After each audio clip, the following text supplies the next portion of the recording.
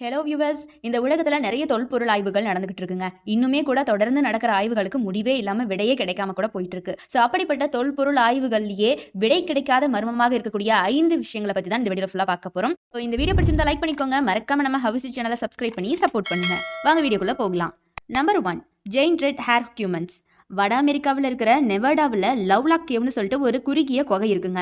1911ஆம் ஆண்டு இந்த குகைக்குள்ள 2 மைனர்ஸ் தாவர வளர்ச்சிக்கான உரங்கள்ல தயாரிக்கக்கூடிய முக்கிய மூலப்பொருளான பேக்குபானாவை தேடிக்கிட்டு இருந்திருக்காங்க. இந்த குகைக்குள்ள இவங்க ஆழமா போன போது இவங்க எதிர்பாராத சிலதை பார்த்திருக்காங்க. அது என்ன அப்படின்னா 45க்கும் மேலான மனித எலும்புக்கூடுகள். அதுல சிலது பாத்தீங்கன்னா ரொம்பவே ஆச்சரியப்படுத்தி இருக்கு அவங்கள. சில எலும்புக்கூடுகள்ல பாத்தீங்கன்னா 8ல இருந்து 12 அடி உயரம் வரைக்கும் இருந்திருக்கு அந்த எலும்புக்கூடுகள். அது மட்டும் இல்லாம சில எலும்புக்கூடுகளுடைய தலையில சிவப்பு முடிகள் இருந்திருக்கு. இந்த விஷயத்தை கேள்விப்பட்டு அந்த இடத்தை பாத்தீங்கன்னா அகழ்வாராய்ச்சி செஞ்ச தொல்பொருள் ஆய்வாளர்களுக்கு 1 லட்சத்துக்கும் மேலான ஆர்டிஃபேக்ட்ஸ் கிடைச்சிருக்கு. இதுல முக்கியமானது என்னன்னா 15 இன்ச் நீளமான செருப்பு, ராட்சச மனிதர்கள் அணிந்த ஆடை. நெவாடா குகையில கிடைச்ச இந்த எலும்புகள் மாதிரி அந்த பகுதியில இன்னும் பல எலும்புக்கூடுகள் தென்பட்டிருக்கு. 1904லேயே பாத்தீங்கன்னா அங்க 11 அடி உயரம் கொண்ட மனித எலும்புக்கூடு கிடைச்சிருக்குங்க. அதே மாதிரி 1931ல 8.5 அடி உயரம் கொண்ட மனித எலும்புக்கூடு கிடைச்சிருக்கு. இதை பத்தின ஆராய்ச்சியில தெரிய வந்தது என்ன அப்படின்னா, இங்க 1000க்கும் மேலான வருடங்களா வாழ்ந்த பையூட்ஸ் பூர்வக்குடி பழங்குடியின மக்களின் சீஃப் வின்னிமுகாவின் மகளான சாரா வின்னிமுகா ஹாப்கின்ஸ் 1883ல ஒரு புத்தகம் எழுதியிருக்காங்க. அதுல இவங்க இனமான பையூட்ஸ்க்கும் சிவப்பு முடி கொண்ட ராட்சசர்களுக்கும் பாத்தீங்கன்னா நடந்த போரின் காரணமாக பையூட்ஸ் மக்கள் அந்த ராட்சசர்களை லவ்லாக் குகைக்குள்ள பூட்டி மூச்சு திணற வச்சு கொன்னாங்க அப்படின்னு எழுதியிருந்திருக்காங்க. அந்த ராட்சசர்கள் இருக்காங்க இல்லையா, அந்த சிவப்பு முடி கொண்ட ராட்சசர்கள், அவங்களுக்கு பேர் பாத்தீங்கன்னா சைடுகா அப்படின்னு சொல்லப்படுது. சைடுகா இனத்தை சேர்ந்த ராட்சசர்கள் அப்படின்னு எழுதியிருக்காங்க. அதுல அந்த புத்தகத்துல இதெல்லாமே குறிப்பிட்டிருந்திருக்காங்க.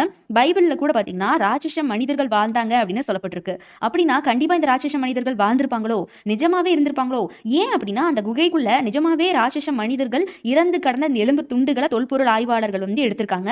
இது நிஜமா உண்மையா என்ன அப்படின்னு இப்ப வரைக்கும் தெரியல. வாழ்ந்தாங்க அப்படின்னு சொல்ல முடியல, வாழல அப்படின்னு சொல்ல முடியல. ஏன் அப்படின்னா அதற்கான சான்று கொஞ்சமா நமக்கு கிடைச்சிருக்கு. நிஜமாவே இந்த பூமியில ராட்சச மனிதர்கள் ஒரு காலத்துல வாழ்ந்திருப்பாங்களோ? Number 2, the black stone of Kaaba. மக்கா உலகின் மிகப்பெரிய மத கட்டமைப்புகள்ல ஒன்றான பெரிய மசூதியின் தாயகம். இந்த பிரம்மாண்டமான கட்டிடத்தின் மைய முற்றத்துல 43 அடி உயரம் கொண்ட கிரானைட் கியூபான காபா, அதாவது கடவுளின் வீடுன்னு அழைக்கப்படக்கூடிய இந்த காபா, உலகம் முழுக்க இருந்து கிட்டத்தட்ட 2 பில்லியன் முஸ்லீம்கள் ஒவ்வொரு நாளும் பாத்தீங்கன்னா 5 முறை இந்த கருப்பு மானுமெண்ட்டை நோக்கி தான் பிரார்த்தனை செய்யறாங்க அப்படின்னு சொல்லப்படுது. இஸ்லாமின் புனிதமான மற்றும் சீக்ரெட் சைடு இதுங்க. அது ஏன், எதனால? ஏன் அப்படின்னா இந்த சந்நிதியின் கிழக்கு மூலையில பதிக்கப்பட்டிருக்கக்கூடிய உலகின் மிக புனிதமான கல் அப்படின்னு சொல்லப்படுறது பிளாக் ஸ்டோன் ஆஃப் காபானால. இந்த கல் முஸ்லீம்களின் நம்பிக்கைக்கு நம்ப முடியாத அளவுக்கு முக்கியத்துவம் வாய்ந்தது. அதாவது ஆதாம் ஏவாள் காலத்துல அல்லாவின் கட்டளையின்படி வானத்திலிருந்து விழுந்ததாக சொல்லப்படுது. இதுவே மக்காவாக மாறும் முதல் கோவிலின் நிலையை குறிப்பதாக சொல்லப்படுது. அதுக்கப்புறம் இந்த கல் வெள்ளத்தின் போது தொலைஞ்சு போயிருக்கு. அதாவது பைபிள்ல சொல்லப்படுற நோவா காலத்து வெள்ளத்தின் போது. அதுக்கப்புறமா இந்த கல் ஆப்ரஹாம்னால மீட்கப்பட்டு ஆப்ரஹாம் மற்றும் அவருடைய மகனான இஸ்மாயிலும் சேர்ந்து மக்காவில் ஒரு ஆலயத்தை கட்டியிருக்காங்க. இதுவே பிரார்த்தனைகளின் முதல் இடமாக மாறியிருக்கு. அதற்கு பின் முகமது நபிகளால இந்த கல் இப்ப இருக்கிற இடத்துல சரியா வைக்கப்பட்டிருக்கு. அது இந்த கல்லுக்கு பயங்கர சக்தியை கொடுக்கும் பகுதியாக சொல்லப்படுதுங்க. மக்கள் பாத்தீங்கன்னா மக்காவுடைய இந்த கோட்டுக்குள்ள நுழைஞ்சு முடிஞ்ச வரைக்கும் முகமது நபிகள் வச்ச இந்த பிளாக் ஸ்டோனை முத்தமிட முயற்சிப்பாங்களாம். அப்படி மக்கள் இந்த கல்லை நெருங்கும் போது இந்த கல் அவங்கள உள்ள இழுக்கும் அப்படின்னு நிறைய பேர் சொல்லியிருக்காங்க. உண்மையிலேயே இந்த கல் மக்களை உள்ள இழுக்குதா?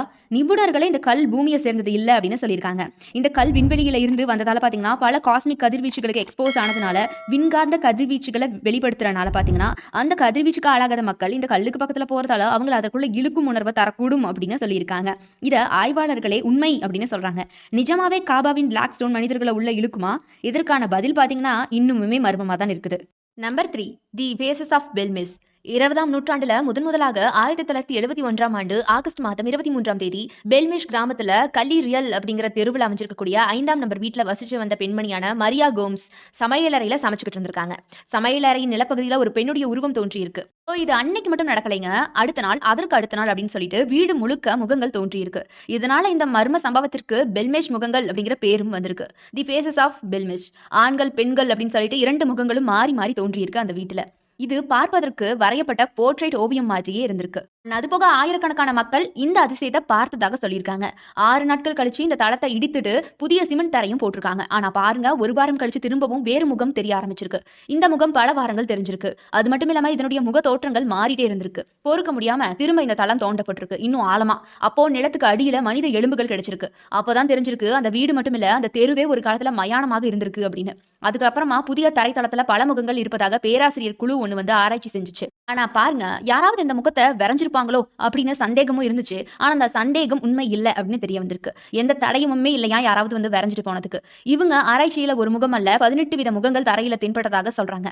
அதுல சில புகைப்படங்கள் கூட வைரல் ஆச்சு நெறைய சோஷியல் மீடியாஸ்ல. இது குறித்து மேற்கொண்டு பலவித ஆராய்ச்சிகள் செய்யப்பட்டுச்சு. ஆனா பாருங்க விடை என்னமோ 0 தான். ஆனா பாருங்க அந்த வீட்டின் பெண்மணி இருக்காங்கல்ல, அவங்க தான் ஏதோ சைக்கோ, அவங்க தான் ஏதோ செஞ்சிருக்கணும். இது வந்து அவங்க செய்யக்கூடிய அந்த பாராநார்மல் ஆக்டிவிட்டிய சேர்ந்தது அப்படின்னு சில பேர் நம்புறாங்க. 2004ல அந்த பெண்மணி தன்னுடைய 85வது வயசுல இறந்தும் போயிட்டாங்க. ஆனா இந்த ஃபேஸஸ் ஆஃப் பெல்மிஸ்ட்க்கு இன்னுமே பாத்தீங்கன்னா விடை கிடைக்கவே இல்ல. மர்மமா தான் இருக்குது. நம்பர் 4 தி மொனலித் ஆஃப் உட்டா. மோனாலித் என்ன அது? அமெரிக்காவுடைய உட்டாவில் இருக்கக்கூடிய வடக்கு சான் ஜுவான் கவுண்டியில இருக்கக்கூடிய சிவப்பு மணற்கல் ஸ்லாட் பள்ளத்தாக்குல நின்ற ஒரு உலோக தூண் தான் இது. தூண் பாத்தீங்கன்னா 3 மீட்டர் 9.8 அடி உயரம் கொண்டிருக்குமா. இதை எப்படி கண்டுபிடிச்சாங்க அப்படின்னா, ரெட் ராக் அப்படிங்கிற பாலைவனத்துல ஆடுகள் கணக்கெடுப்பு பணியின் போது பாத்தீங்கன்னா ஒரு பள்ளத்தாக்கின் பக்கத்துல செங்குத்தாக தரையில பொருத்தப்பட்டிருந்த ஒரு மர்ம உலோகம் இது அப்படின்னு சொல்லிட்டு பொது பாதுகாப்புத்துறை அதிகாரிகள் கண்டுபிடிச்சிருக்காங்க. அந்த தூண் அங்க எப்படி வந்துச்சு, யார் அதை வச்சாங்க அப்படின்னு எந்த விவரமும் இப்ப வரைக்கும் தெரியல. அவ்வளவு பெரிய தூண் அப்படி ஒரு பகுதியில் எப்படி வந்திருக்க முடியும், இது சாத்தியமே இல்லை அப்படின்னு எல்லா ஆய்வாளர்களும் சொன்னாங்க. இப்படி கரடு முரடா இருக்கிற இடத்துல இந்த மாதிரி ஒரு தூணை கொண்டு வந்து வைக்கிறது அப்படிங்கிறது இயலாத காரியம் அப்படின்னு சொன்னாங்க எல்லாருமே. ஏலியன்களின் வேலையாக இருக்கும் அப்படிங்கிற மாதிரியான கோட்பாடு தொடங்கி பல்வேறு விதமான காரணங்களை உலகளவுல மக்கள் முன் வச்ச நிலையில சரியாக அந்த உலோகம் இருக்கக்கூடிய இடத்தை அறிவிச்சா மக்கள் அதிகம் கூடிடுவாங்கன்னு சொல்லிட்டு அதிகாரிகள் சரியான இடத்தை இப்ப வரைக்கும் குறிப்பிடவே இல்லையா. ஆனாலும் மக்கள் அந்த இடத்தை எப்படியோ கண்டுபிடிச்சு போயிட்டு வர முயற்சி பண்ணிட்டு தான் இருக்காங்க. இப்படி அங்க சென்ற ட்ரக்கிங் வீரர் ஒருத்தர் அந்த உலோகத்தூண் தொடர்பான வீடியோ ஒன்று வெளியிட்டு இருந்தாரு. ஆனா பாருங்க, இப்போ அந்த மர்ம உலோகம் அந்த இடத்துல இல்ல அப்படின்னு உட்டாவின் பொது பாதுகாப்புத்துறை அதிகாரிகள் உறுதிப்படுத்தி இருக்காங்க. ஆனா அந்த தூண் அப்படி எங்க தான் இருந்து வந்துச்சு, யார் தான் வச்சாங்க, இப்போ அந்த தூண் ஏன் மாயமா மறைஞ்சது, இதற்கான விடை இன்னமும் 0 தான் இருக்குது. Number 5 Alaska triangle. அலாஸ்கா முக்கோணம் 1970களின் முன்பிருந்தே இருந்திருக்குங்க. அப்போ இந்த முக்கோண பகுதியில 20,000க்கும் மேற்பட்டோர் பாத்தீங்கன்னா மர்மமான முறையில காணாம போயிருக்காங்க. இதனாலதான் இந்த பகுதியில மக்கள் தொகை குறைவாக இருக்கு அப்படின்னு சொல்லிட்டு IFL சயின்ஸ் தெரிவிச்சிருக்காங்க. இது குறித்து எடுத்த புள்ளி விவரப்படி அலாஸ்காவில் ஒவ்வொரு ஆண்டும் சராசரியாக 2250 பேர் காணாம போயிருக்காங்க அப்படின்னு தெரிய வந்திருக்கு. இந்த அலாஸ்கா முக்கோணத்துல ரொம்பவே பிரபலமான இருவரும் காணாம போயிருக்காங்க. இதுல 2 அரசியல்வாதிகளும் உள்ளடக்கம். இந்த பகுதியில அக்டோபர் மாதம் 16ஆம் தேதி 1972ஆம் ஆண்டு பாத்தீங்கன்னா விமானத்துல பறந்து கொண்டிருந்த போது திடீர்னு விமானத்தோட சேர்ந்தே காணாம போயிருக்காங்க இவங்க 2 பேரும். எவ்வளவு தேடியும் இவங்க உயிரோடோ அல்லது சடலங்கள் கூட கிடைக்கலையா. இருந்தாலும் இதுவரைக்கும் காணாமல் போனவர்களின் சிலரது எச்சங்கள் அதுக்கப்புறமா கண்டுபிடிக்கப்பட்டிருக்கு. இங்க வேட்டையாடும் போது ஒருத்தர் தொலைஞ்சு போனாரு. அவருடைய அந்த எலும்பு கூட, அதாவது மண்டையோடு பாத்தீங்கன்னா 2 சதாப்தங்களுக்கு அப்புறமா வடகிழக்கு அலாஸ்காவில் இருக்கக்கூடிய போர்குஃபைன் ஆற்றுல கண்டெடுக்கப்பட்டிருக்கு. ஆய்வாளர்கள் இதை பத்தி என்ன சொல்றாங்கன்னா, அலாஸ்கா முக்கோணத்துல அசாதாரண காந்த செயல்பாடு இருக்கிறதாக சில கோட்பாடுகள்ல சொல்றாங்க. இன்னும் சில பேர் இந்த பகுதியில வேற்றுக்கிரகவாசிகளுடைய நடமாட்டம் அதிகமா இருக்கு அப்படின்னு சொல்றாங்க.